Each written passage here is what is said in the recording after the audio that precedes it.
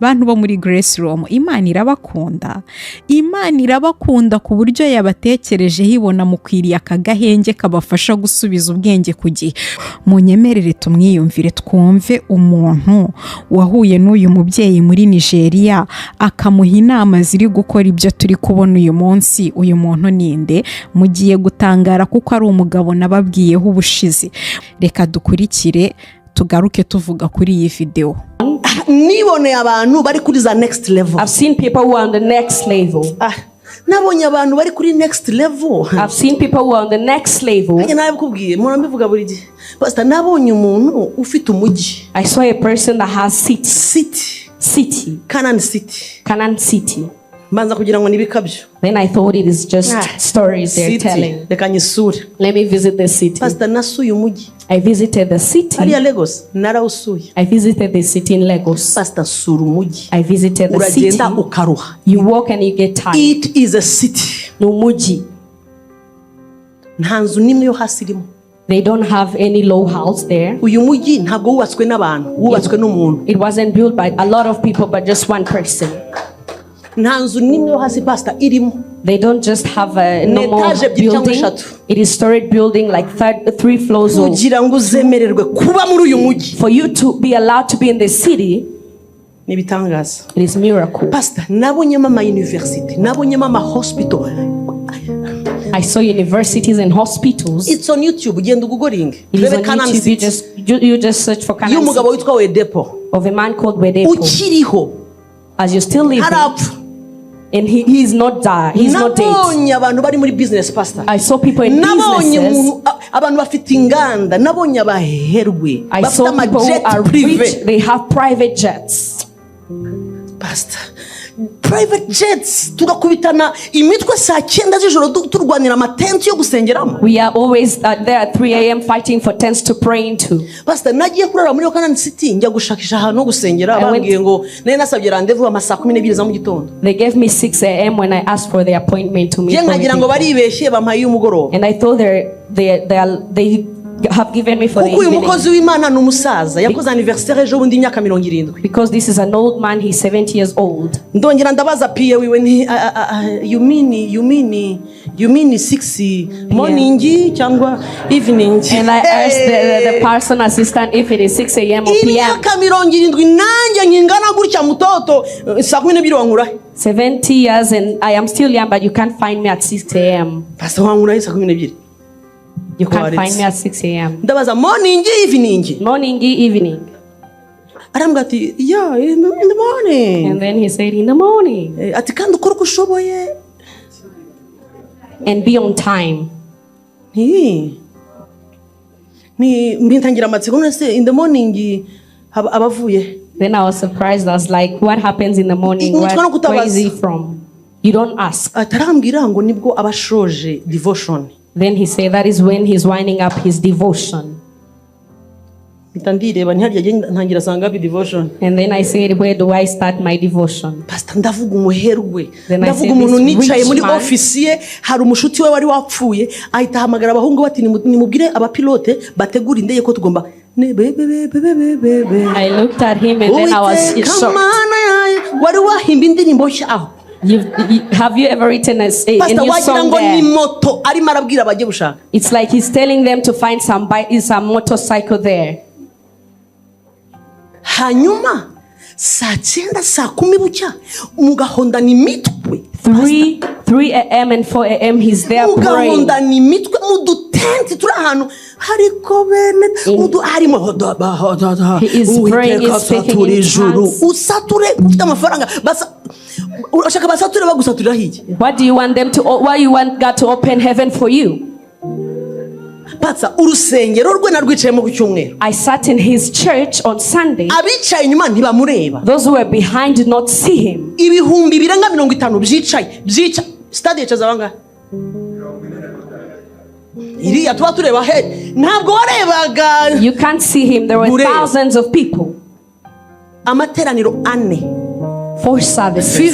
50,000 people, 50,000 people in 4 services. 50,000 people getting out in the first service. nagiye muri parking yoke ntawunzi reka ndire nayo data we. I cried when I reached in the parking. Uzibi niki koko? What is this?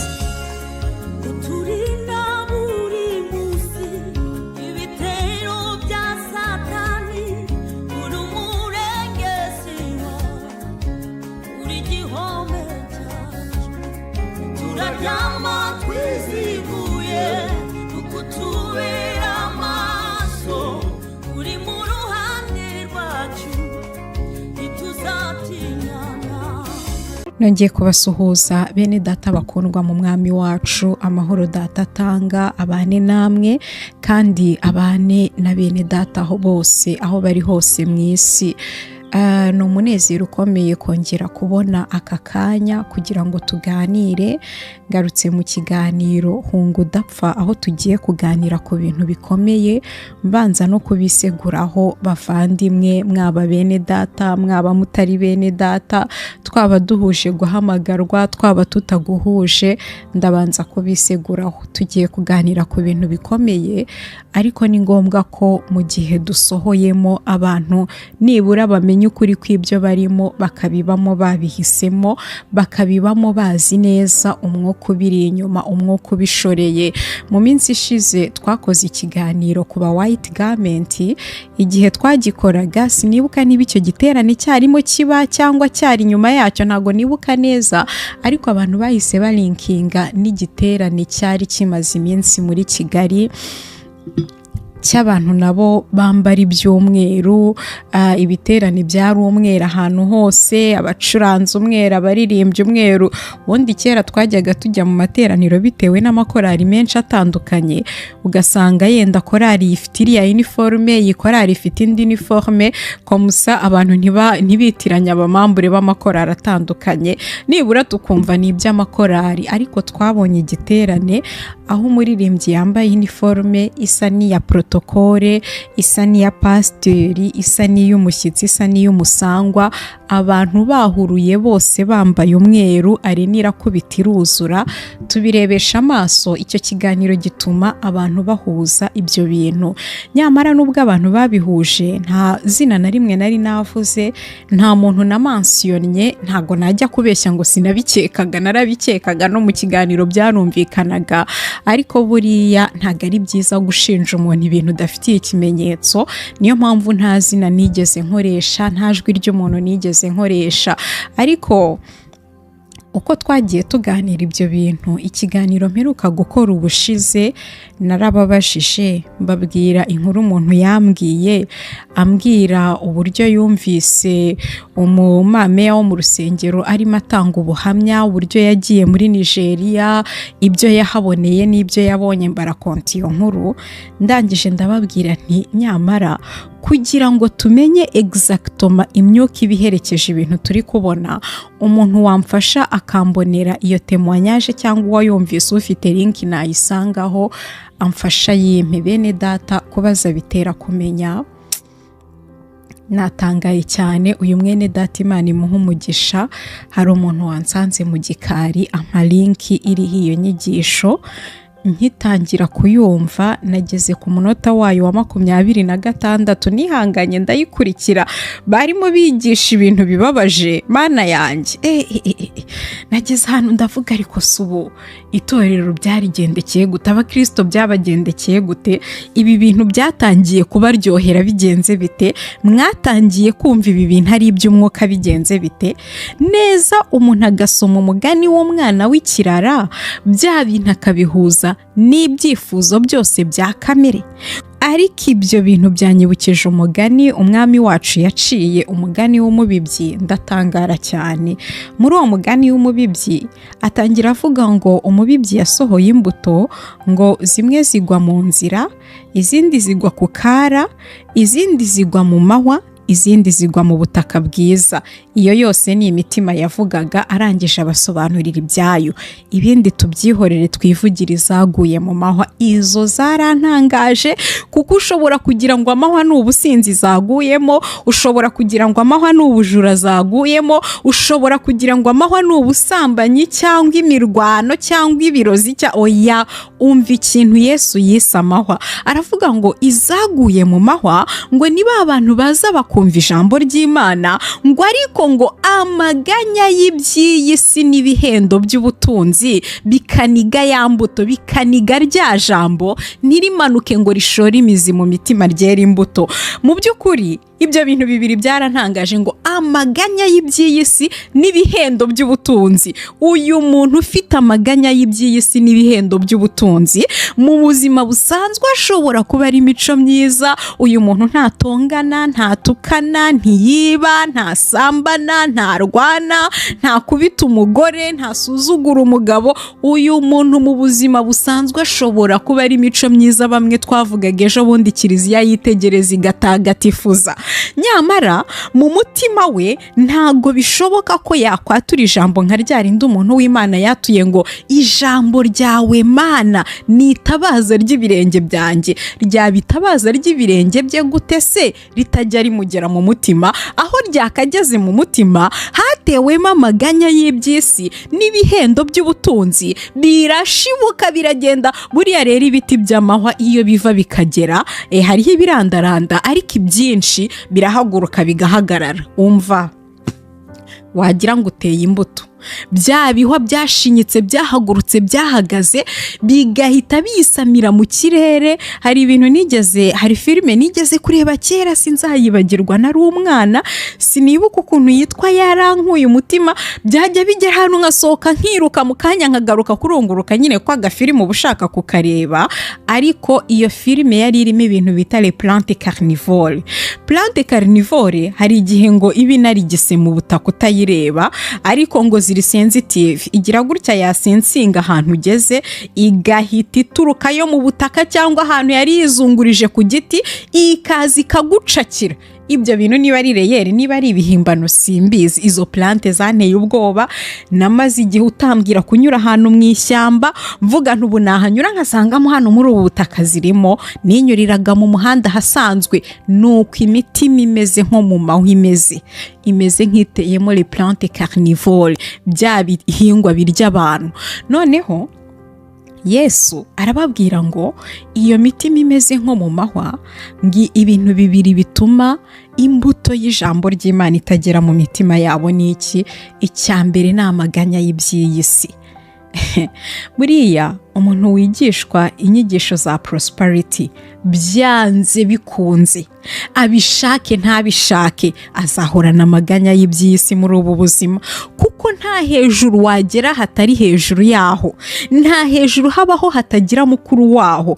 Uzagera ku rwego rwo kubaka inzu yawe ushaka 10 zikodeshwa, uzagera, ndakubwiza ukuri, nta hantu hejuru habaho wagera hatagira mukuru waho. Niyo mpamvu umuntu w'Imana yuzuye umwuka wera yaratubwiye ngo niba mufite ibyo kurya n'imyambaro bibahagije, yemwe nimunyurwe nabyo pe.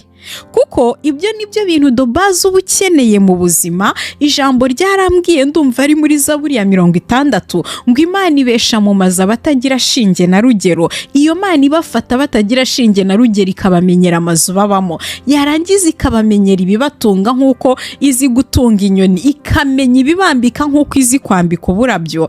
Ijambo ryarangiza rikambwira ngo rero ibyo niba ubifite bikaba biguhagije, wari ukwiye kunyurwa nabyo. Ariko ibyo umaze kubibona barakubwira ngo wanyuzwe manuma. Kubera ko mu ivanjiri ya prosperity nta nivo yo kunyurwa yemewe. Iyo nyuzwe, bwa butumwa butangira kutakuryohera.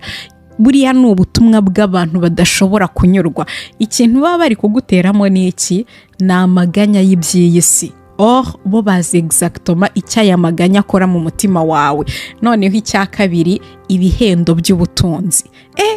ababufite bakumva bageze iyo bajyaga, abatarabubona bakumva bakora igishoboka cyose kugira ngo babugereho. Ibihendo by'ubutunzi ngibyo ibintu bibiri bibuza ijambo ry'Imana kwiyensitara mu mutima. None abagabura b'ibirozi barabashuka umunsi ku munsi, bakabagaburira ubutumwa bushingiye ku misozi 7. Imisozi 7 igizwe jisitoma n'amaganya y'iby'iyi si, igizwe n'ibihendo by'ubutunzi, maze amahwa nayo akagenda agashibuka mu mitima y'ababumva. Hahandi uzamubwira uti nyabuneka ko ijambo ry'Imana ari ryo tabaza ry'ibirenge byawe, ibi bintu urimo bikaba bidahuye n'ijambo ry'Imana, warebye ukuntu ushyira ibintu mu buryo. Atoya, jewe mami niwe tabaza w'ibirenge byanjye, dadi niwe mwungeri w'ubugingo bwanjye. Ibintu bikayoberana kubera iki? Iryo jambo rizima rivuye mu byanditswe byera uri kumubwira, ijambo aho Yesu yavugaga ngo ntihagire umuntu wo mu isi mwita so, iyo ugerageje kurimubwira reka da, ntirishobora kumanuka ngo rigere mu mutima. Amahwa arisamira mu kirere, amahwa arisamira mu kirere, akaniga, utuvungukira tumugwa mu gutwi, utuvungukira tumugwa mu mutima. Ni twa tundi nyine ya mahwa amaze guhindura ifu, yafashe kwa kurara jomba arasyagagura, bwa buvungukira buguyemo nibwahera hakagusubiza ngo ariko mwigize abacamanza. Nta kibazo, de toute façon umwami turimo we ni umucamanza, umwami turimo ni umucamanza. Kandi ni ukuri ibintu biri hano hanze biteye agahinda, birababaje buriya. Reka ibyo naringiye kuvuga mbireke, twikomereze twigarukire kuri iyi video ngira ngo tuvugeho, aho uyu mubyeyi arimo atubwira ibyo yaboneye muri Nigeria, ariko ntarabereka iyi video. Nababwiye ngo ndashaka kubiseguraho, ndabizi abantu bo mu cyumba cy'ubuntu muri kunyura mu bihe bitaboroheye. Ni ikintu gikomeye, ikintu cyababayeho kirakomeye cyane. N'umuntu wese ugira umutima yabasha kwimagina uburyo mubabaye, atari namwe gusa, ahubwo umubyeyi wanyu by'umwihariko kugera ku bintu yari amaze kugeraho. Ni ikintu gisaba imbaraga z'umutima, bisaba imbaraga z'umwuka, bisaba imbaraga z'umubiri, umuntu atabasha kwiyumvisha. Kujya kubona rero ukumva ngo birafunzwe, ni ikintu gikomeye pe, ni ikintu gikomeye. Imana iborohereze kandi gukora iki kiganiro ntimugire ngo ni bya bindi ngo iguye ntayita yigera amahembe. Oya, ntago ari ibyo. Nuko nabasabye link ndayibona rero, kuko kigomba gukompleta ibindi byabanje kugira ngo tudasiga abantu muri confusion.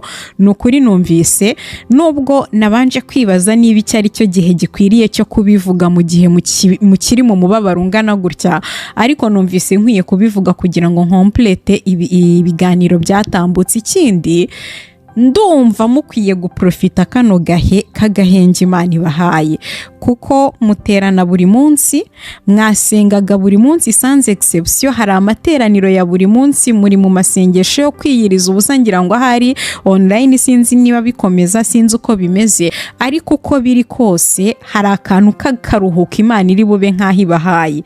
Bantu bo muri Grace Room, Imana irabakunda, Imana irabakunda ku buryo yabatekereje hibona mukwiriye akagahenge kabafasha gusubiza ubwenge ku gihe. Ubundi iyo umuntu mumbabarire mvuga ukuri nk'uko kundi mu mutima, iyo umuntu arimo kumanipira, kirazira ko aguha umwanya wo kuba wenyine. Iyo umuntu ari kukumanipira, irifo absolument ko yokipa igihe cyawe, kuko aramutse avuye mu buzima bwawe ushobora gushyira ubwenge ku gihe ugatekereza. Iyo umuntu bari kumumanipira, Imana sinzi buriya se yayigeze igira amaporogaramu ya manipulation menshi cyane, yasakaye ikamenyekana kuko yagize n'ingaruka zikomeye, niyitwa MKIRitra. Ariko ikintu gitangaje, abantu bari muri iyo porogaramu abenshi barabatwaraga bakabospitaliza, niba nabyita no kubospitaliza. Ni porogaramu yakozwemo ibintu bitangaje, ariko ibamo manipulation psychologique ndengakamere. Iyo umuntu ari kukumanipira rero, ntago ajya guha umwanya ngo utahe ujye kuvugana n'abandi bantu. Oya, buriya nubwo Grace Room bayifungiye, ariko sinzi niba itazagaruka, ntekereza ko kiriya kibazo gishobora gukemuka nibashyira ibintu mu buryo. Reka ndeke kwinjira aho hantu kuko sinashakaga kuhinjira. Mana yanjye, Imana imfashe sinze gucikwa ngo ninjira aho hantu, kubera yuko muri iyi monde aba bantu baba barinjiyemo hari amahame yigenga. Amahame ya hiérarchie ni très important, ku buryo ayo mahame yarenzeho. Umuntu w'Imana witwa Paulo yandikiye itorero ry'Efeso, araribwira ngo kuko tudakirana n'abafite inyama n'umubiri, ahubwo dukirana n'abatware n'abategeka n'imyuka mibi y'ahantu ho mu ijuru. Ngo dukirana n'abafite ubushobozi n'abatware n'abategeka. Mu gifaransa niho mbikunda kuko batandukanya abo bantu. Abambere niba ari abantu abo badayimoni, iyo myuka dukirana nayo. Abambere abita les principautés, abakabiri akabita les autorités, abagatatu akabita les princes de ce monde. Hanyuma wajya mu Bakolosayi ugasanga yongeraho abandi yita les dominations. Donc dukirana n'amadomination, n'amaprincipauté, n'abaprince, n'amaautorité. Ibi bintu rero mu nzego birasumbana cyane. Ibi bintu bigenda birutana mu nzego ku buryo iyo winjiye muri iyi monde yabo, kuko hakoramo hierarchie mu rwego rukomeye, ugomba ukamenya uti niba ahantu nagiye cyangwa level nkiriho ariyo gukorana n'abaprincipauté, ugomba kumenya abakorerwamo n'abaprince ukabubaha. Kuko igihe wubahutse umuntu ufite principauté ruti ufite umuautorité umukoreramo uruti ukurimo, habaho ikintu bita vengeance, habaho izi esprit zirahora. Iyi myuka irahora ku rwego ntago ofete. Niba umuntu akorerwamo n'umuprince, ubwo uwo muprince niwe mwisi y'umwijima ntibakonsidera wa muntu umuprince akorerwamo. Ntago bakonsidera wa muntu umeze nk'igikoresho bakoreramo hano mwisi. Niba umuntu akorerwamo n'umuautorité, wa muautorité umukoreramo cyangwa ya principauté imukoreramo, mwisi y'umwuka niyo ntibakonsidera uwikoreramo. Niyo mpamvu iyo wubahutse umuntu ukorerwamo n'umwuka usumba uwawe, bisa naho ari wa mwuka wubahutse umwuka wa muntu. Habaho ikintu cyitwa guhora, hahandi na za mbaraga wakoresha ujya kubona ukabona zirakamye. Iyi ni na assurance yacu bene data. Buriya impamvu tudaterwa n'abadayimoni ngo baduhindure indaro, badupyinagaze, batwikoreho ibyo bashaka byose, ntago ari uko ari twebwe, no, batinyu turimo. Ijambo niryo rimbwira ngo uri muri mwe aruturi mu bisi. Haleluya. Iyaba rero uri muri twe ataruturi mu bisi, ukifata ukavuga ibintu nk'ibi, uri mu bisi yarara kumazi, ariko ntabasha kubaha ukuri muri wowe. Umva ukuntu uri muri twe Paulo amuvuga mu rwandiko yandikiye itorero ry'Abakolosayi. Hari abakristo numvise ngo batinya kudenonsa ibintu birimo abadayimoni ngo batabiyicira, ariko uri muri twe aruta cyane uri mu bisi, nubwo bo bakorerwamo na le prince de ce monde. Uri muri twebwe c'est le prince de paix, umwami w'amahoro, azitwa igitangaza. Uri muri twe ni igitangaza, ni umujyanama, ni data wa twese uhoraho, ni Imana ishobora byose, ni umwami w'amahoro. Haleluya. Uwo mwami w'amahoro rero, indi myuka yose uko yakwiyita yose, umva ukuntu byayigendekeye. Abakolosayi 2:15 ngo kandi imaze kunyaga abatware n'abafite ubushobozi, ibahemura ku mugaragaro, ibivuga hejuru ku bw'umusaraba. Imaze kunyaga abatware, ibahemura ku mugaragaro, ibivuga hejuru ku bw'umusaraba. Niyo mpamvu tuvuga ntitugire icyo tuba uwo tuvugira yabivuze hejuru ku bw'umusaraba. Ariko ababa muri ibyo bintu, ababa muri ibyo bintu ni ibintu bibagiraho ingaruka, ni ibintu bibamo guhora, ni ibintu bibamo izindi mbaraga zikomeye, kandi imbaraga ziri rivale. Buriya ntuzagire ngo amadayimoni yose yego akorera Satani, ariko agira rivalite. Buri yose ikeneye icyubahiro cyayo. Ni nk'uko ujya kubona ukabona abaministre bose bakorera igihugu, ariko umwe arifuza yenda kuba ministre w'icyunda, aricyo imyanya irarwanirwa. Niyo mpamvu rero ngendi gusenga Imana imbabarira ibi byo simbyinjiremo. Ndagira ngo twigumire kuri iyi ngingo y'uyu mubyeyi.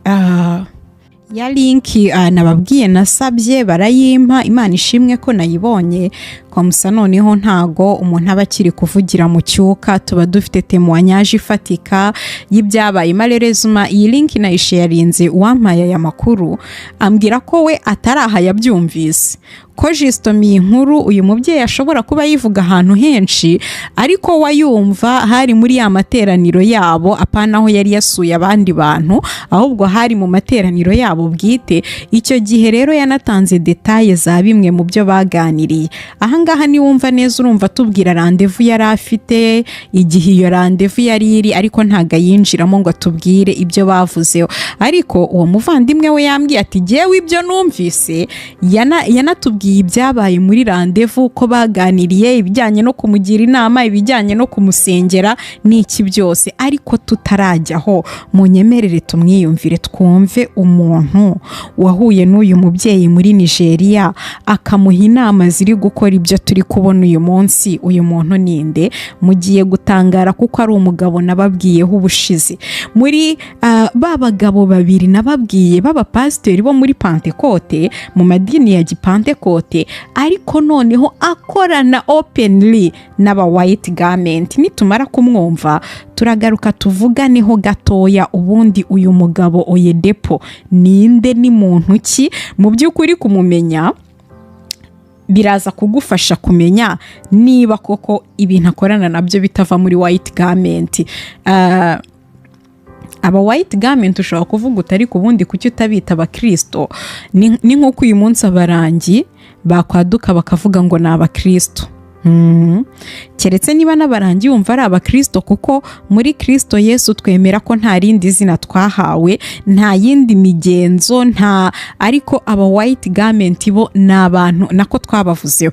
Utarumvise imikorere y'aba white garment, ndapininga hano hasi ibiganiro nka 2 twabakozeho, ubigeho ubarebe. Reka dukurikire tugaruke tuvuga kuri iyi video. Niboneye abantu bari kuri za next level. I've seen people who are on the next level. Nabonye abantu bari kuri next level. I've seen people who are on the next level. Nabikubwiye murambivuga buri gihe. Pastor, nabonye umuntu ufite umujyi. I saw a person that has city. Canaan City. Mbanza kugira ngo nibikabyo. Then I thought it is just stories they're telling. Reka nyisure. Let me visit the city. Pastor, nasuye umujyi. I visited the city. Ari ya Lagos narawusuye. I visited the city in Lagos. Pastor, sura umujyi. I visited the city. Uragenda ukaruha. You walk and you get tired. It is a city. N'umujyi. Nta nzu nimwe yo hasi irimo. They don't have any low house there. Uyu mujyi ntabwo wubatswe n'abantu, wubatswe n'umuntu. It wasn't built by a lot of people but just one person. Nta nzu nimwe yo hasi pastor irimo. They don't just have a normal building. It is storage building like 3 floors. Kugirango uzemererwe kuba muri uyu mujyi. For you to be allowed to be in the city, ni bitangaza. it is miracle. Pastor, nabonyemo ama university, nabonyemo ama hospital. I saw universities and hospitals. It's on YouTube. Genda ugogoring. It is on YouTube. You just search for Canaan City. Y'umugabo witwa Oyedepo. Of a man called Oyedepo. Ukiriho. As you still living. And he is not died. He's not dead. Nabonye abantu bari muri business, pastor. I saw people in businesses. Abantu bafite inganda, nabonye abaherwe. I saw people who are rich. They have private jets. Pastor, private jets, tugakubitana imitwe saa 9 z'ijoro turwanira amatenti yo gusengeramo. We are always there at 3 a.m. fighting for tents to pray into. Pastor, nagiye kurara muri Canaan City njya gushakisha ahantu ho gusengera, bambwiye ngo nari nasabye rendezvous amasaa 12 za mu gitondo. They gave me 6 a.m. when I asked for the appointment to meet. Ngira ngo baribeshye bampaye umugoroba. And I thought they have given me for the evening. Umukozi w'Imana n'umusaza yakoze anniversaire ejo bundi imyaka 70. Because this is an old man, he's 70 years old. Ndongera ndabaza PA wiwe ni you mean 6 morning cyangwa evening. And I asked the person assistant if it is 6 a.m. or p.m. Imyaka 70 nanjye nkingana gutya mutoto saa 12 wankura. 70 years and I am still young, but you can't find me at 6 a.m. Pastor wankura saa 12. You can't find me at 6 a.m. Ndabaza morning evening. Morning evening. Arambwati yeah in the morning. And then he said in the morning. Ati kandi ukora uko ushoboye. And be on time. Ni mbintangira amatsiko none in the morning abavuye. Then I was surprised. I was like, what happens in the morning? Where is he from? You don't ask. atarambwira ngo nibwo abashoje devotion. Then he said that is when he's winding up his devotion. Ntandireba ntihari ntangira sanga devotion. And then I said, where do I start my devotion? Pastor ndavuga umuherwe. Ndavuga umuntu nicaye muri office ye hari umushuti we wari wapfuye ahita hamagara abahungu bati nimubwire abapilote bategura indege ko tugomba. I looked at him and then I was shocked. Wari wahimba indirimbo nshya. Have you ever written a new song there? It's like he's telling them to find some motorcycle there. Hanyuma saa 9 saa 10 bucya mugahondana imitwe 3 a.m. and 4 a.m. he's there praying. Mugahondana imitwe mudutenti turi ahantu hariko bene harimo he is praying, he's speaking in tongues. Usature ufite amafaranga basa urashaka basature bagusaturira hiki. What do you want them to? Why you want God to open heaven for you?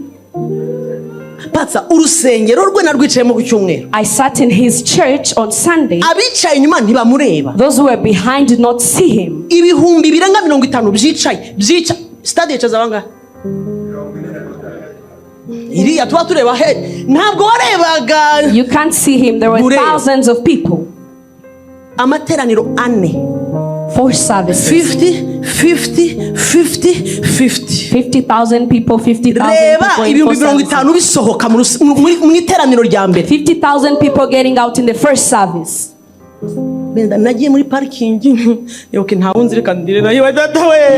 I cried when I reached in the parking. What is this?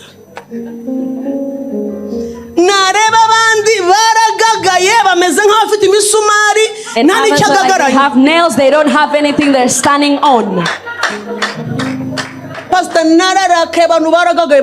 I was sad because people are boasting.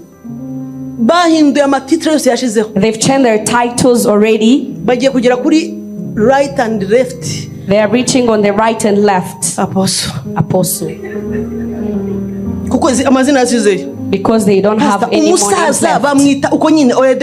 They call him Oyedepo and then he says yes.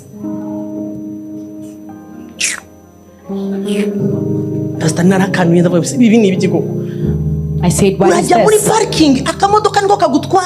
You get in the parking, that is where, because where you're headed, it is far. You just walk, and then you reach in your car. People are too many because they're getting out from the first service. 4 times of the day and people are entering, others are getting out.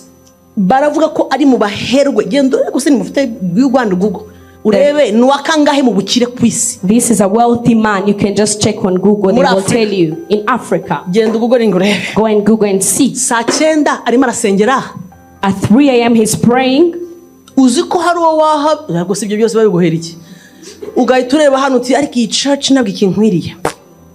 God can bless you and then you say, this is no longer my level of church. You even change the way you walk. Even how you greet them, you don't use your whole hand. I tell you. You have never seen what is next level. I saw people pleading. His children are in ministry. Very successful. They're very successful. Nobody went astray. They were all speaking in tongues and they're in ministry. And the wife is not sick, they're standing. His private jet is there, the pilot is waiting. Those universities, you know his university is second in Africa. It is his university. 3 a.m. he's in tent praying. Open the heaven, my Jesus. Who I am if you're not coming.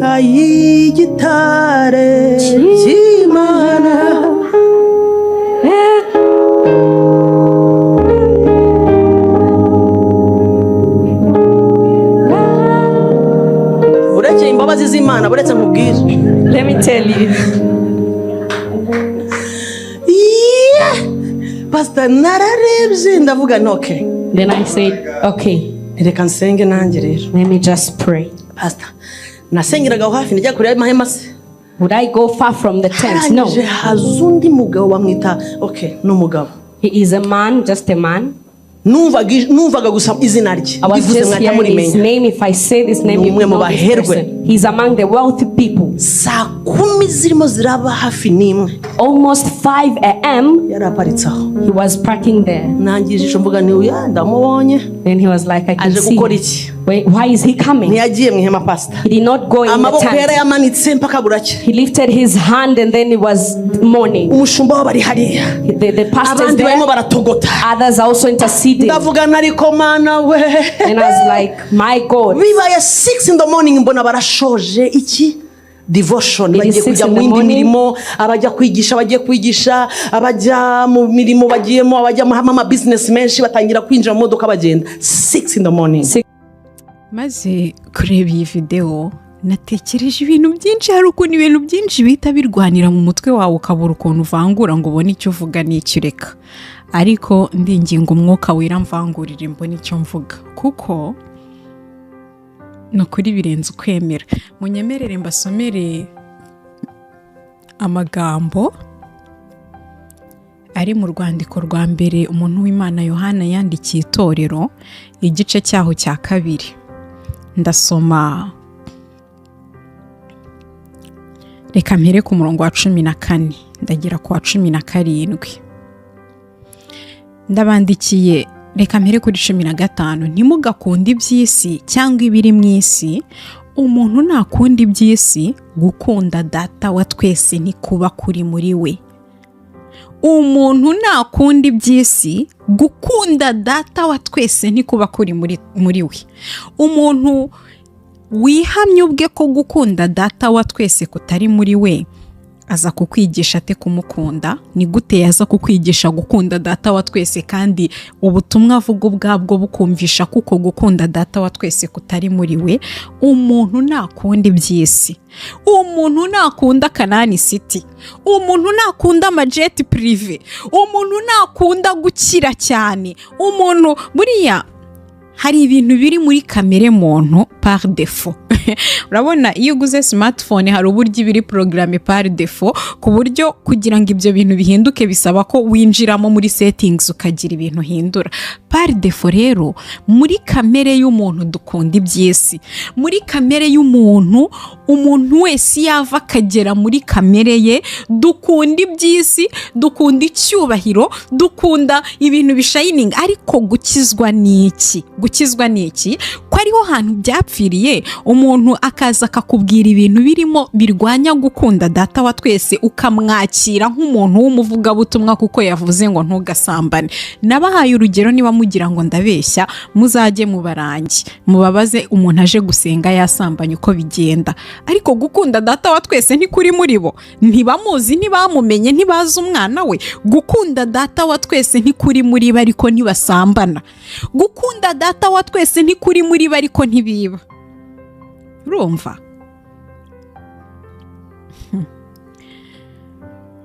Gukizwa, nibwira ko abantu bakeneye kumva gukizwa icyo ari cyo, kuko gukizwa ntago ari ukureka ingeso za kamere. Oya, buriya hari abantu bataba mu ngeso za kamere kandi badakijijwe, kuko bigishijwe self control, bigishijwe kwigenzura. Ni abana beza bazi kwigenga.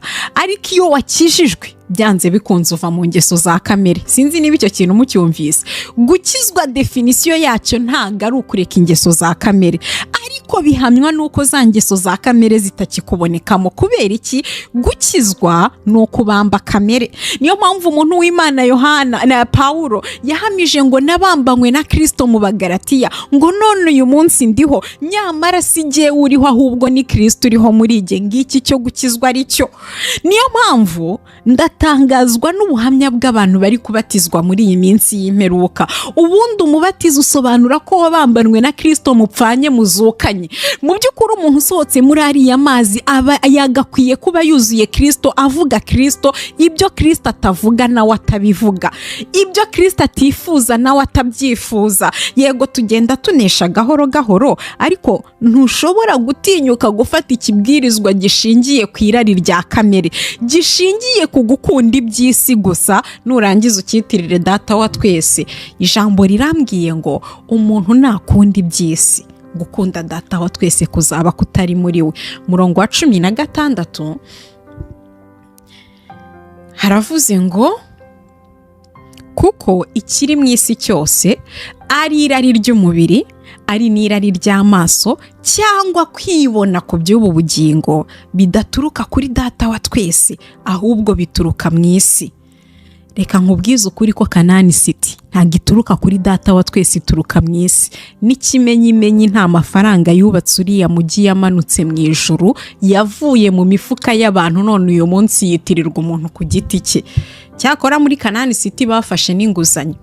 Nta mafaranga yaguze iriya jet prive y'uriya mugabo yavuye mu ijuru ngo amanuke. No, umugabo yagize imvugo nziza yagaza amatwi y'abamwumva, abantu bakora mu mifuka bamugurira jet prive, ariko uyu munsi yitwiye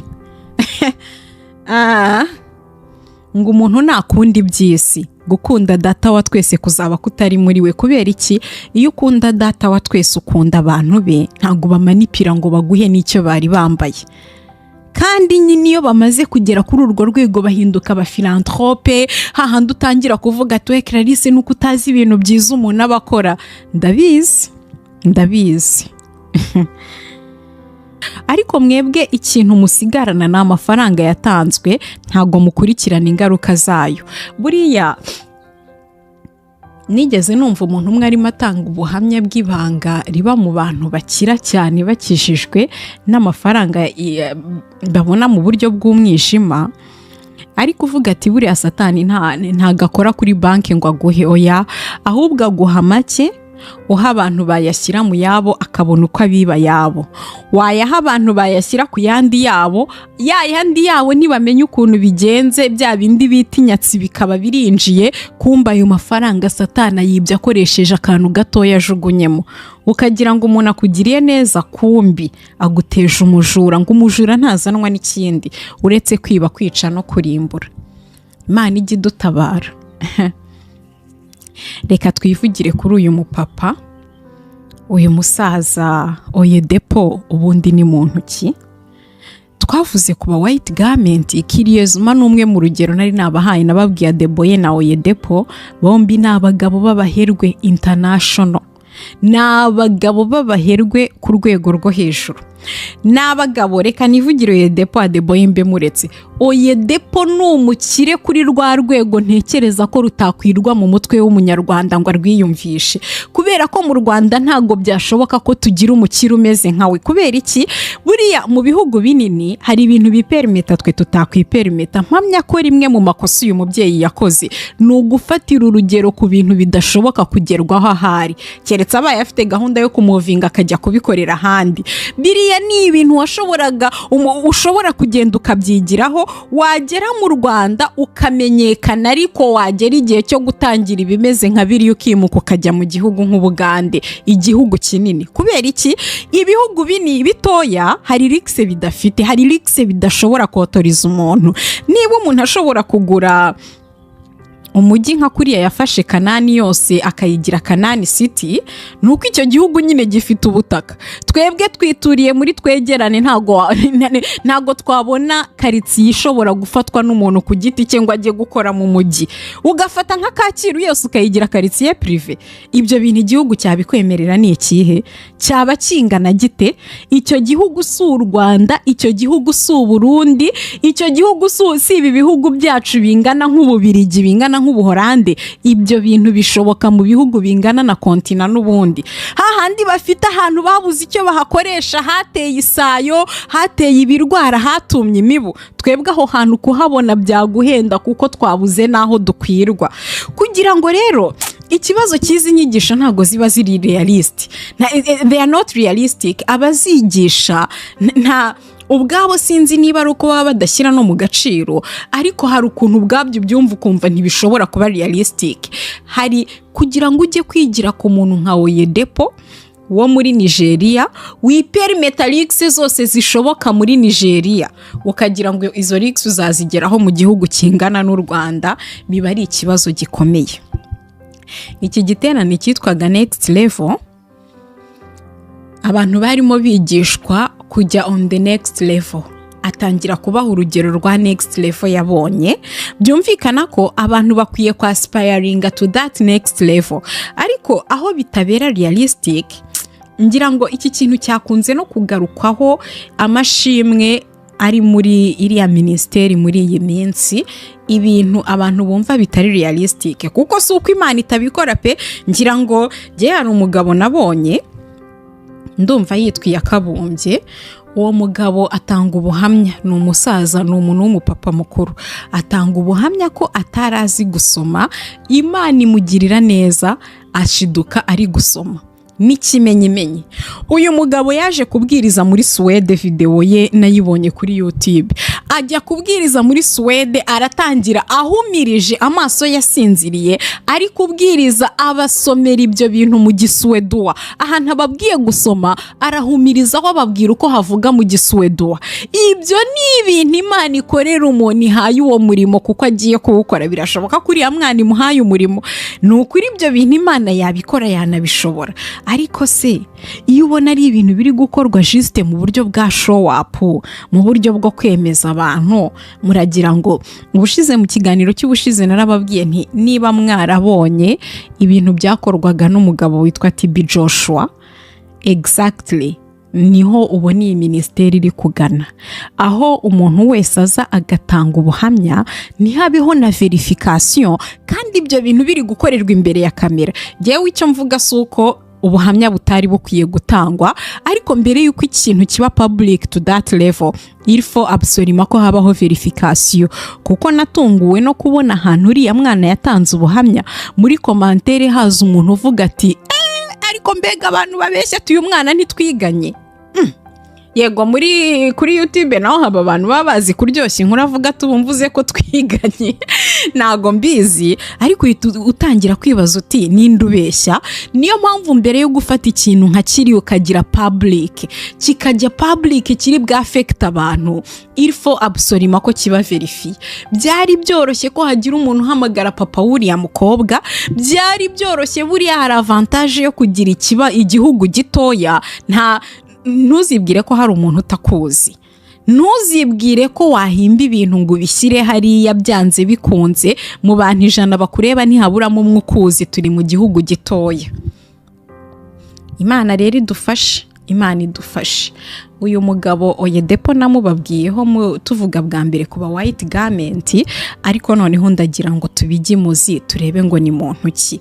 Nkuko mwabyumvise, ni bishop w'urusengero runini cyane, ndumva rwitwa Winners Chapel something. Ni urusengero runini, ariko sinarwo yashinze gusa, kuko rufite amaministeri agiye arushamikiyeho. Ngira ngo mwabyumviye ngo hinjira 50,000 bigasohoka hinjira ibindi, ariko ubu noneho bari kubaka icyo bita Canaan's Ark, inkuge y'Ikanani. Iyo nkuge y'Ikanani ni ikintu cyubatse nka za Coliseum zabaga i Roma, zimwe bafataga abakristo bakabagaburiramwo intare. Ni ikintu kijya kubakwa nka gutyo, kizengurutse ngo ku buryo kibasha kwakira abantu 100,000 icyarimwe. Irimo irubakwa, izuzura ngira ngo uyu mwaka cyangwa utaha. Ibyo nabonye antuka ko igeze kure. Nacyo ni ikintu kinini, ibaze ikintu gihostinga abantu 100,000. Ni stade Amahoro 3 cyangwa 2. Noneho cyubatse mu buryo buri moderne, ubona nyine cyubatse kizengurutse nka nari mbivuze, ariko nka cya kintu kizengurutse mwibuka Uwiteka yagushije. Ngayo nguko icyo ngicyo ngo niyo nkuge ya Kanani. Uyu mugabo rero yavukiye mu muryango w'aba white garment. ubu noneho tugiye kuvuga kuri linki ze na white garment, hanyuma nawe ugende wigenzurire. Yavukiye mama w'umubyara yari umuhanuzikazi mu ba white garment, abibamo cyane mo ndani. Uyu mwana for some reasons bimwe by'iwacu yakuriye kwa nyirakuru, yarerwaga na nyirakuru. Nyirakuru ari umu white garment wa mondani. Aho nabisomaga natangaye ngo nyirakuru niwe wamwigishije biriya bintu byo gusenga saa 9 akagera saa 12 za mu gitondo. Ni gahunda yatangiriye kwa nyirakuru mu ba white garment, ngo baba bafite ibintu bagombaga gukora muri ayo masaa 9 kugera saa 12, bo bakabyita gusenga, ariko aba white garment bo bafite rituwere zabo bagomba gukora icyo gihe. Buriya ujye witondera ikintu ijambo ry'Imana rivuga. Bibiliya iravuga ngo pray without ceasing, prier sans cesse. Uzitonde nujya kubona ukabona hadutse rituwere yo gusenga isaha runaka kubera impamvu runaka. Ibi bintu benshi tubyisangamo tugasanga turasenga amasaha runaka byabaye rituwere, ntabwo icyo ari ikibazo, ubwabyo si ikibazo. Niba ariyo masaha gukundira ukabyuka ukayasenga ukamara igihe mu bihe byiza byo gusenga, ibyo si ikibazo. Ikibazo ni ukuhindura rituwere religieux ukumva nuko bigomba kugenda absolutely neza. Ugomba kubyuka saa 9 ugasenga kubera ko iyo ikintu cyabaye rituwere kigira impamvu, kikagira uko ugikora, kikagira igihe ugikorera, kikagira settings ugikoreramo. Rero nyirakuru w'uyu mugabo niwe wamuhaye iriya rituwere yo gusenga saa 9, kuko ngo yatangiye kubayo ari umwana akajya mubyuka nayo masaa 9 bakajya abandi bari gusengera. Wibuke nakubwiye yuko rituwere z'aba white garment ziba mu gicuku iteka zibera ku mazi, cyangwa zikabera mu nsengero zaba amaso atagomba kubabona atarahagera. Naho yatangiriye gahunda yo gusenga ayo masaa 9 y'ijoro, ayikuriramo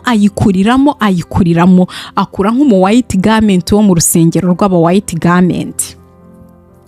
Bigere rero mu myaka ya za 69 aza kugira encounter, niko we ayita, reka nanjye nyite ntyo, ngo aza guhura n'umwami Yesu, ibintu bikomeye cyane, amubwira ibintu bikomeye. Nuko 69 yitwa ngo arakijijwe. Buriya uzatinya umuntu uguha ubuhamya bwe ntiwumvemo son pass.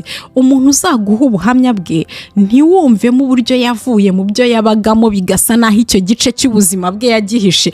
None se umwami Yesu ko yamusanze mu ba white garment akamuha agakiza agakizwa, nyuma yo gukizwa ni gute udahamiriza Imana yahagusanze ngo ijye no kuhasanga abandi? Atanga ubuhamya buhera kuri iyo encounter yirengagije. Yego avuga ibyo yabagamo mu isi, yatanga ubuhamya, ariko ntagaruka ku myizerere y'aba white garment kuko ntiyigeze ayivamo. Avuga yuko ngo yagize iyo encounter muri 69, ahura n'Imana, Yesu aramwiyereka, arakizwa. Amaze gukizwa ariko imyaka 4 itaruzura akijijwe, niho yabaye umupasiteri. Iki kintu cyantangaje, ukijijwe uvuye mu bintu by'imbaraga zingana zityo, mu myaka itageze muri nuhise uba pasiteri, wabaye umwigishwa ryari? Ntacyo, yenda hari ababijyamo bagahita babyirundumuriramo ku buryo bahise babyumva, ariko se ubaye umwigishwa, urize, ugeze no ku rugero rwo guhita ujya gushumba abandi? Buriya Pawulo yandikira Timoteyo, imwe muri kondisiyo yamuhaye zo gushyira abakuru mu itorero, bagombaga kuba ari abantu badahindutse vuba. Kugira ngo wemererwe kugira inshingano z'umukuru w'itorero mu itorero, hari kondisiyo yo kuba udahindutse vuba. Koko imyaka itaruzura 4, mu myaka 3 ntago tuba tukivuga ngo uhindutse vuba. Uracyari umujene, amaraso arashyushye, ugize kuba uhindutse vuba, ugize kuba uvuye mu bintu by'ibibaraga bikomeye cyane, utajya unahamya uko Imana yabigukuyemo. Ahise aba pasiteri. Naho rero urugendo rwe rw'umurimo rutangirira, aragenda arakora, ariko mu bupasiteri bw'agahora yambaye umweru. Wibuke n'umwana wavukiye mu ba white garment, akurira mu ba white garment, ashinga urusengero nta buhamya bw'ukuntu Imana yamukijije imbaraga z'abo bantu. Ariko igitangaje, ejo bundi hari umugabo uherutse gupfa muri Nigeria bamwita Baba Aladura. Uwo Baba Aladura ni nkaho ari we nabonye abaserafi n'abakerubi bamwita ngo son eminence, his eminence, ahandi bamwita his grace. Ni nkawe papa w'abaserafi n'abakerubi. Uwo mugabo yari umugabo ukomeye, baba bamwubaha. Urabona abaserafi n'abakerubi nayo ubwayo ni denomination nini ibamo andi madini agiye atandukanye, andi madenomination naberetse nk'ibya Mada Esther, hari n'abandi nabo bafite churches nka ziriya za Mada Esther, uretse ko nawe iyo ari nini cyane. Uwo mugabo Baba Aladura, papa w'aba white garment, papa w'abakerubi n'abaserafi, uwo mugabo ni oncle direct wa Adeboye Oyedepo, oncle we direct. Ntacyo Imana ntitubuza gukomoka mu miryango irimo bene abo bantu, ariko noneho hari ikintu kidutandukanya n'abantu iyo tutizera kimwe. Hari ukuntu imyizerere yacu igonga niyo tutizera kimwe. Reka da, bo bari abantu babana medalame, ikiganza mu kindi, Odeboye na Baba Aladura bahorana amuhamiriza. Numvise ijambo yavuze mu kiriyo cyo guherekeza Baba Aladura, ndumirwa cyane.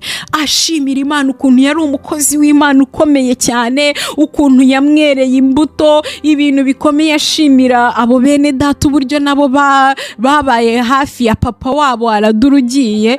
Nyagasani, mbese reka tureke kuvuga ko abavuga ngo ko atihamya ko ari umu white garment, dimwe yarabakosiyona, dimwe yabemera nk'abakozi b'Imana. Ubwo rero umuntu wemera nk'umukozi w'Imana n'ubundi icyo yaguha kikwavansa mu murimo ntiwabura kugikoresha.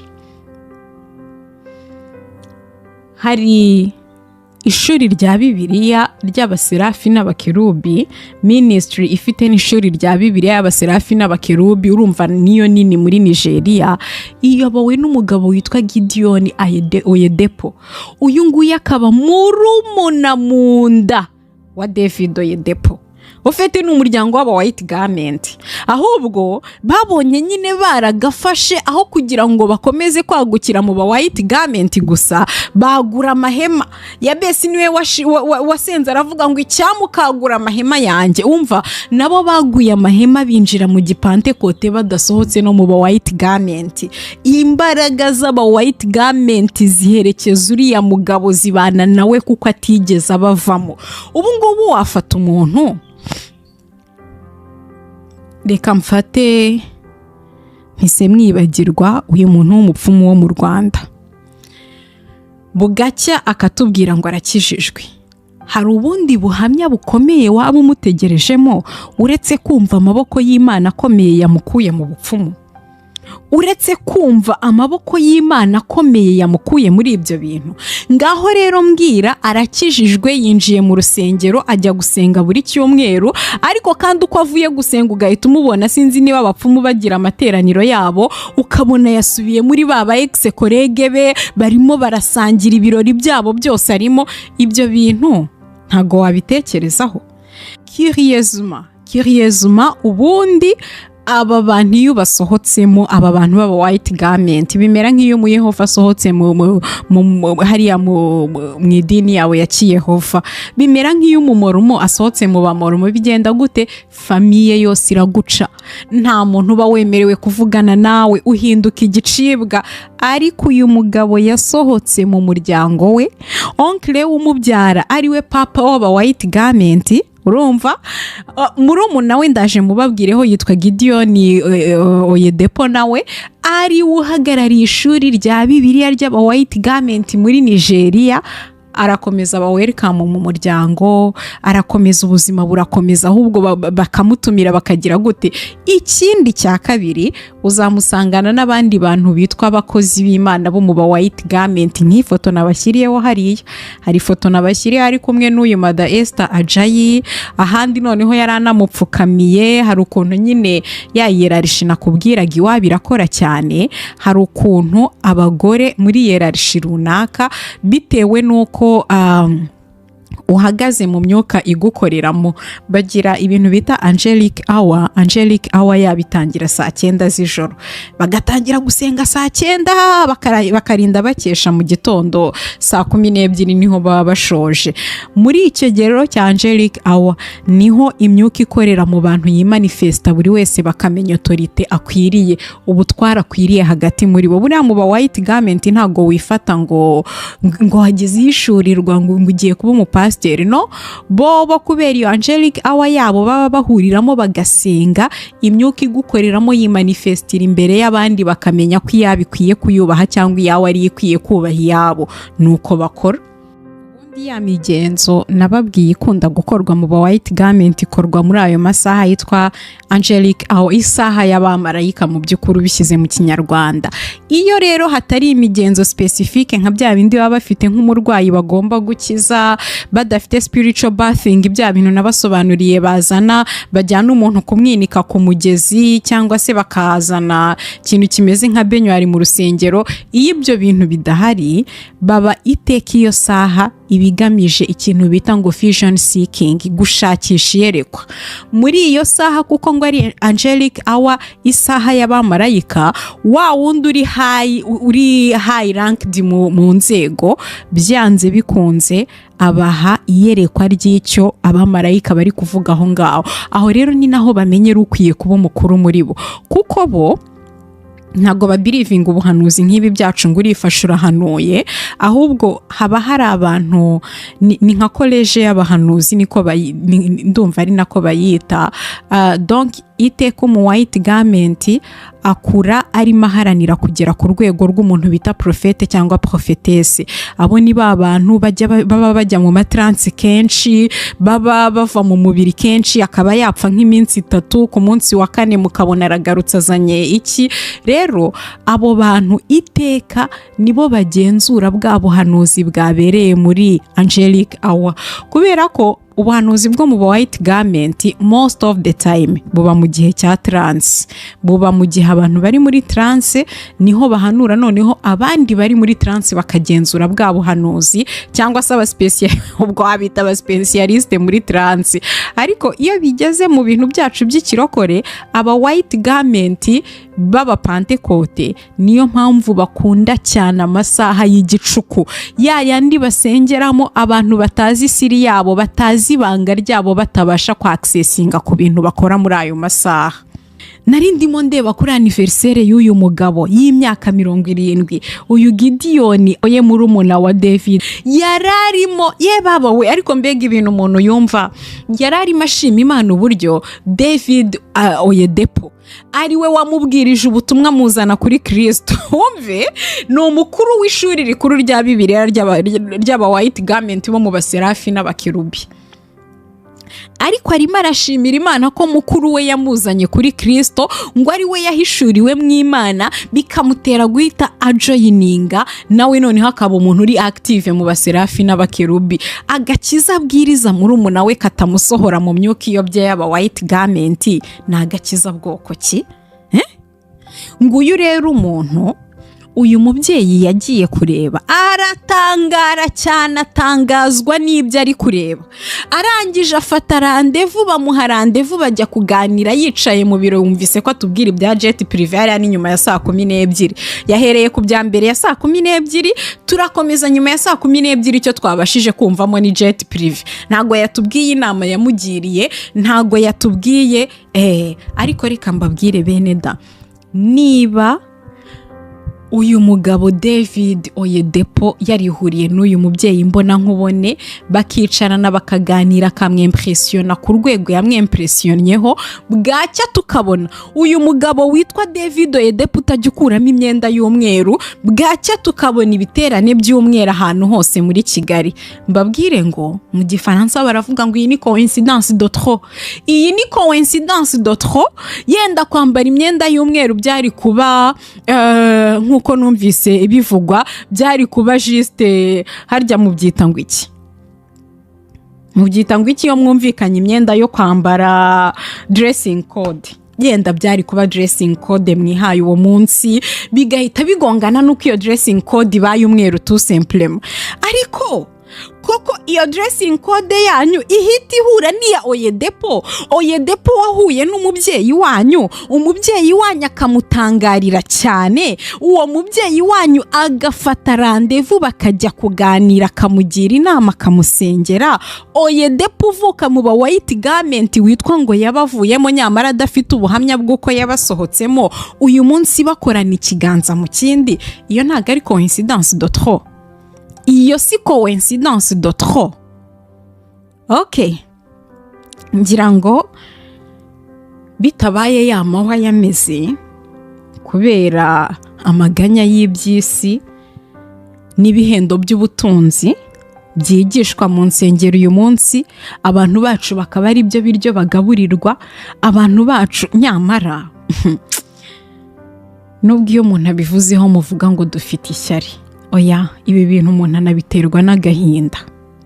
Ibi bintu hari igihe ubiterwa n'umubabaro w'ibyo uri kubona mu bantu bawuzi neza ko binjiye muri ibi bintu badashonje, binjiye muri ibi bintu batifuza ibya mirenge, oya, binjiye muri ibi bintu kubera urukundo bakunze Imana, binjiye muri ibi bintu kubera gushaka Imana batangira kuyishakira aho batagakwiye kuyishakira, murabayobya. Binjiye muri ibi bintu kubera inyota yo gushaka Imana n'ishyaka ryo kuyishaka, ariko rya shyaka rimera nk'iryo Pawulo avuga kuri bene wabo mu gice cya 10 cy'Abaroma. Aravuga ati bene wacu ndabahamya ati bene wacu ndabahamya ko bafite ishyaka ariko ritava mu bwenge. Umva nkubwire, Abayuda bari bafite ishyaka ry'inzu y'Imana ririnda rituma bafata umwami w'ubugingo baramubamba bazi yuko bari kurwanira ishyaka inzu y'Imana. Iri ni ryo shyaka abantu bacu bafite. Kubera iki? Imitima yabo yahinduwe mu mahwa.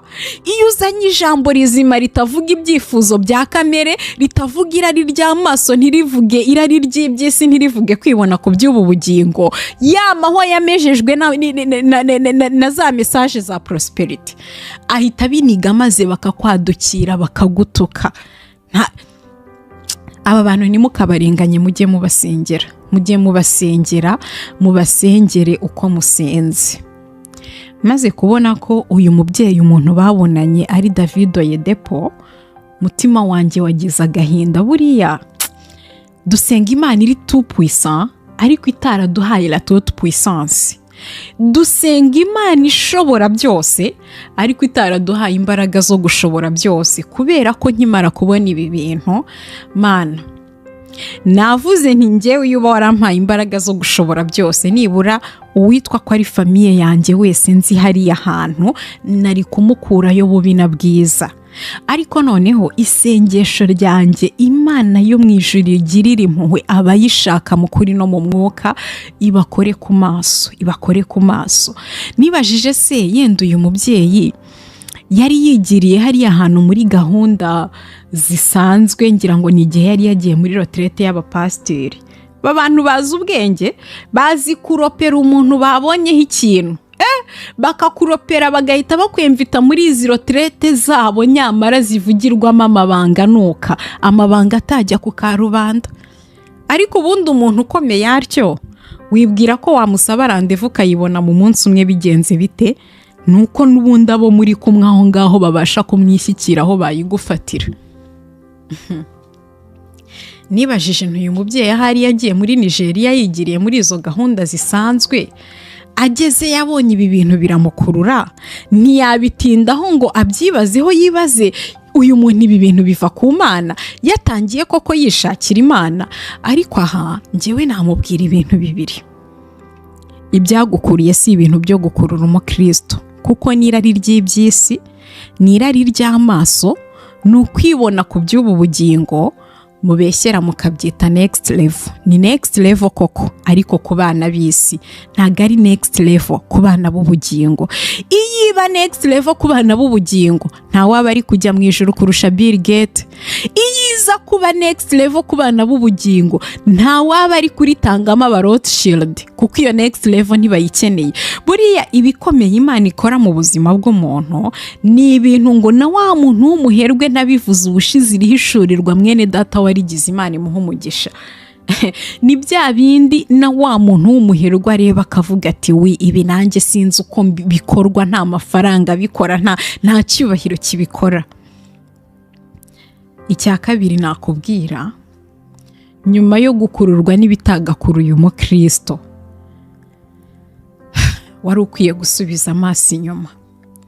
Ijambo rirambwira ngo ikiri mu isi cyose ni irari ry'amaso, ni irari ry'umubiri, ni ukwibona ku by'ubu bugingo, ariko icyitonderwa ntabwo bituruka kuri Data wa twese.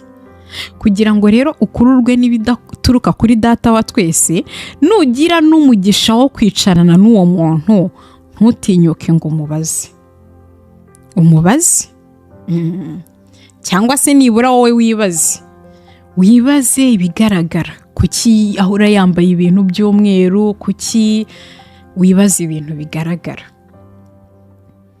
Mbere yo gushyira mu bikorwa inama zose yakugiriye, wari ukwiye kugisha inama umwuka wera. Niba ko kuyoborwa n'umwuka, wari ukwiye kugisha inama umwuka wera, kuko ibiburiya byose ntabwo ari kari zahabu. Reka rero ndeke kubarambira, nibwirire bene wacu nti turi mu bihe bitoroshye. Naha buri wese wo muri twe yikorera ubushakashatsi kuri David Oyedepo. Ubushize twabivugaga tutanazi n'uwari wari kubu, none harazwi, birazwi, ntawe utamuzi. Ni umuherwe. Buriya nubona umuntu ufite kaminuza ye bwite, kaminuza yitwa Covenant University, ni university ikomeye iri prive. Umuntu akagira amashuri ya segonderi, akagira umujyi we bwite. Uriya mugabo, uriya mujyi uraza kuba ari umujyi wa kabiri mu isi yose nzima, umujyi munini wa kabiri mu isi nzi muri prive kuriya. Undi uba muri New York, ngira ngo niba hitwa ngo Bronx, ntumbaze sinzi uko babivuga, ariko undi mujyi uba muri New York wa kabiri ni wa David Oyedepo. Ibaza icyo kintu. Iyi kaba ariyo next level urimo uhamagarira abantu kujya. Uzi iyo skandari financier z'aba bantu ze-explodinze, uburaho wihisha. Ariko none se umuntu umaze kubaka Kanani city ye yinaha, uzamubwira Kanani yo mu ijuru? Umuntu umukundishije ko icyo akwiye gushaka ari ukubaka Kanani yinaha, uzamubwira uti nyamara hari yubatse ngwino tuyitahe mu ijuru? No, wicyo ashaka ni Kanani yo mu isi, agira ibyo kurya n'imyambaro bimuhagije, azarinda apfatanyuzwe. Imana rero idutabare bene data. Ndababwiza ukuri, ibintu tumaze iminsi tubona, njyewe pour ma part nta confusion na nkeya mbisigaranyeho, birimo birakomezwa, birasunikwa n'imbaraga za white garment. Ibimenyetso birahari. Noneho kuva namenye ko ari Oyedepo, ibimenyetso bifatika birahari. Bibaye ari coincidence, yaba ari coincidence de trop. Imana rero iduhana umugisha. Ni igihe cyo kuburira abagishoboka kuburirwa. Ahari kano gahe k'agahenge babahaye, mudaterana, mutagira mute, kababera agahe ko kwisubiramo, mugisha Uwiteka inama, mumubaze muti Uwiteka, ibi bintu koko ni ibyawe? Reka ndekeraho.